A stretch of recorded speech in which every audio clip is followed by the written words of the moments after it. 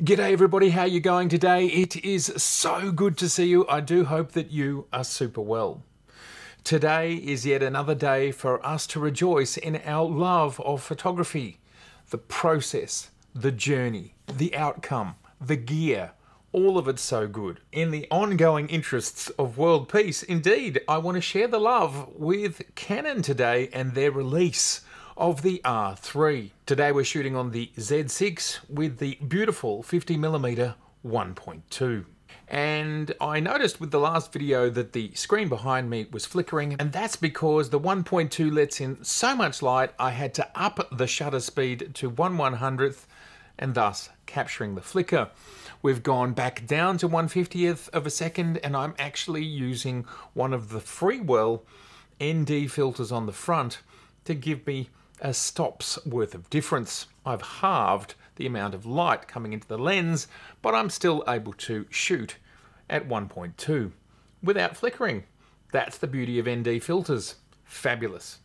And I happened to get the ND filters that matched my 24-70, 2.8, and it happens to be the same size as the 50mm 1.2, so I'm pretty pumped about all of it. Let's talk about the R3 though, that's why we're here.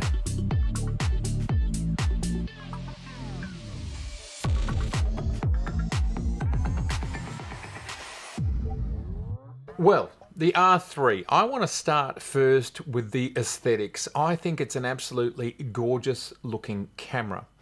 I love the design and I love the look of that finish, that dimpled look of the grip.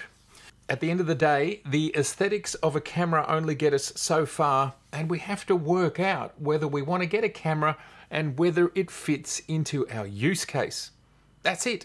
Now, at this stage, we've all heard a great deal about the specs of the R3, but let's quickly talk about some of the highline items.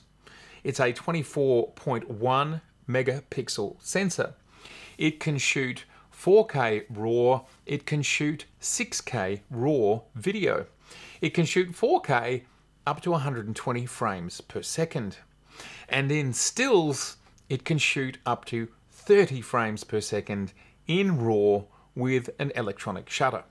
So as we can see, it has a lot of blistering specifications, and there are so many more. Fun things like car and motorcycle tracking, which I'm sure we will see tested again and again over time.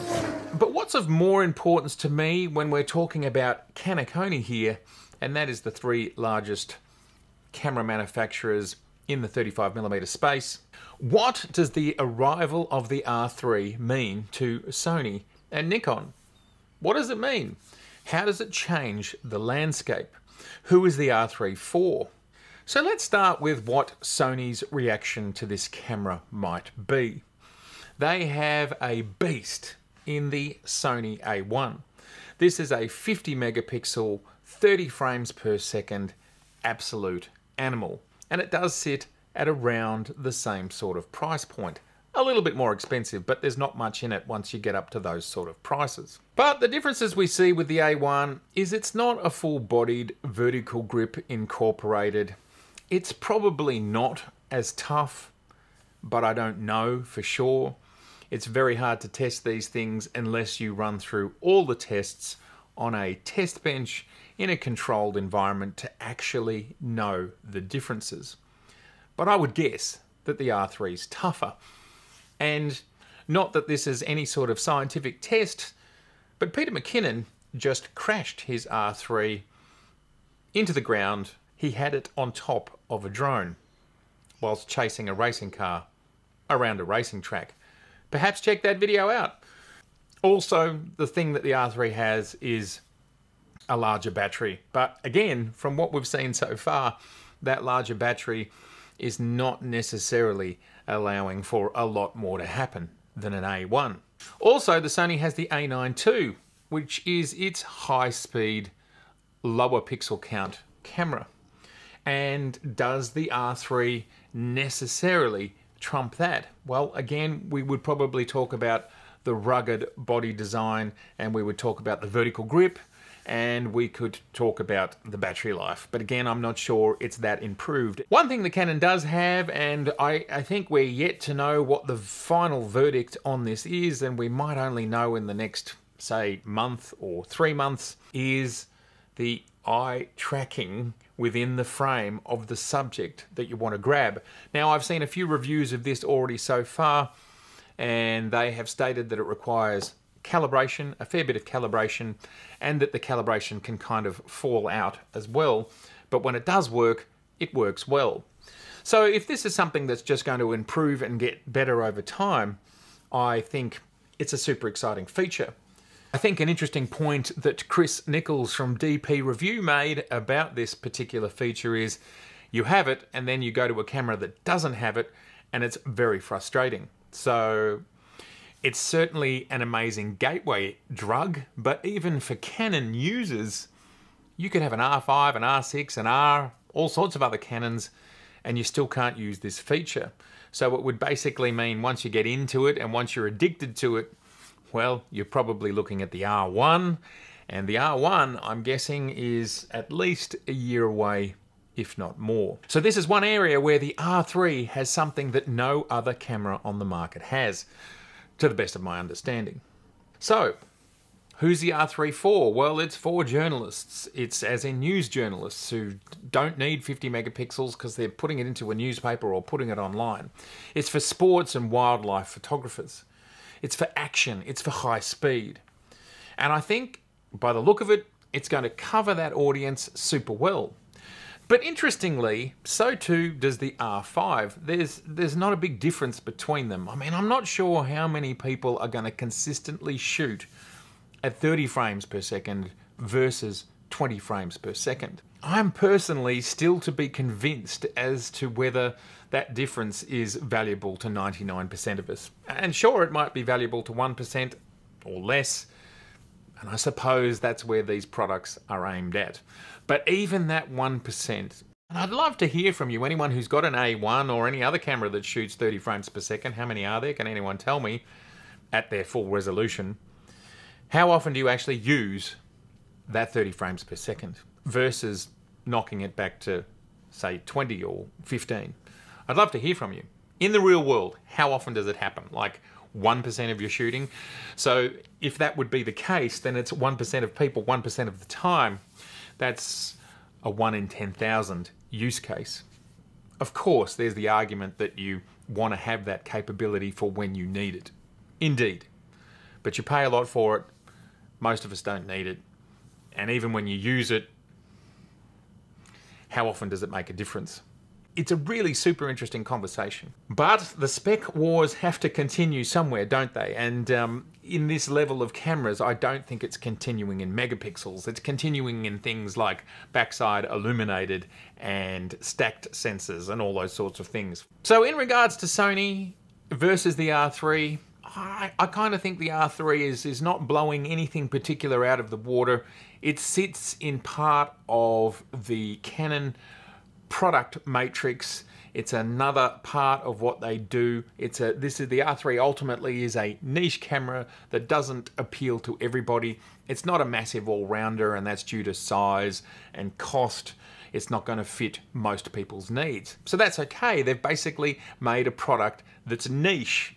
And I suppose, for example, Sony made a product in the A7S III, which is also niche. It's very much aimed at video, with stills being secondary. The R3 is very much high speed. So what about the Z9? What's the Z9 going to mean in all of this equation? What's it going to mean to Canacone? With the R3 out, and the dust will settle over the next few weeks, I would expect us probably sometime in October to have the formal announcement, and then with the camera shipping in the weeks or month to come. So really, it's just waiting for its time slot for such an epically massive flagship camera to be announced. Now, rumblings and murmurs and readings that I've heard are that people are blown away by the Z9, and it is performing above and beyond expectations. And indeed, the Z9 will be another Nikon D3 moment, which means it blows our minds a little bit. So let's just say our expectations on what the Z9 is going to be are true. Let's just say it meets focus tracking, which seems to be the biggest thing that everybody who's worried about this stuff, that they're worried about. The rest of us, we're not so worried about it. The AF systems in the Nikons are already fabulous.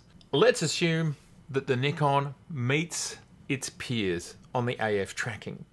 So then what do we have? We have a full-bodied vertical grip incorporated large battery, which I would expect to do more.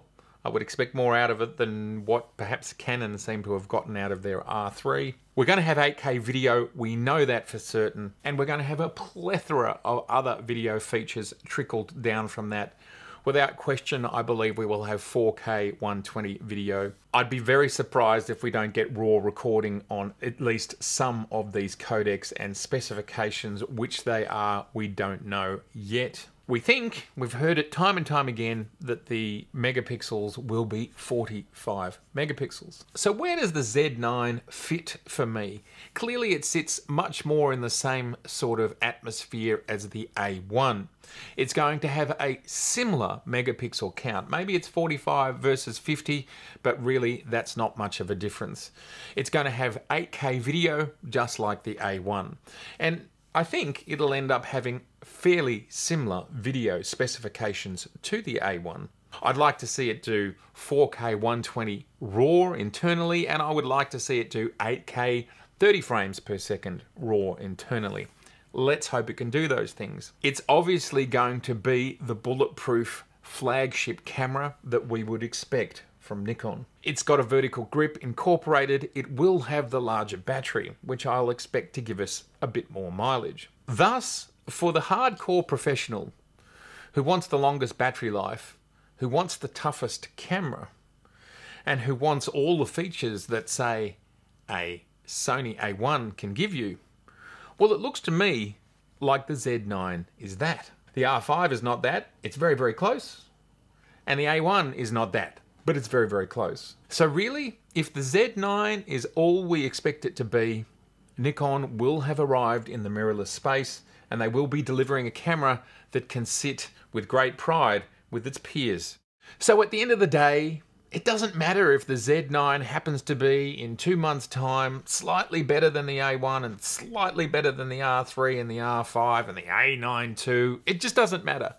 Because all of these cameras are absolutely astonishing. I mean, 8K in a camera this size. The fact that you can shoot 30 frames per second. All of this was unimaginable even 10 years ago. Face tracking, eye tracking, car tracking, motorbike tracking. I mean, we are spoilt beyond belief with the capabilities that are becoming available to us. And even if these high-end flagship cameras we cannot afford today, we can sit here with a little smile on our faces knowing that this stuff is going to trickle down over the next few years and we will be able to enjoy it as well. Honestly, there is absolutely nothing for any of us to complain about. One way or another, you and I, we can solve our photographic problems with all of the astonishing gear available. You just have to work out your use case, and use case will push you in the direction that you need to go. Whether it's a lens or something specific about a camera that you need, well, you need to go get that if that's your use case. But otherwise, far out. You can't go wrong in any direction with any of these cameras. Get out there and make art. Let's do it. Canon R3, you are going to make your new owners so happy. So please, enjoy. It's been so fantastic to see you here today. If this is your first time here, I would love to see you again, so please do subscribe. Please like, don't forget some merch in the link below, and I will see you very soon. All right, bye for now.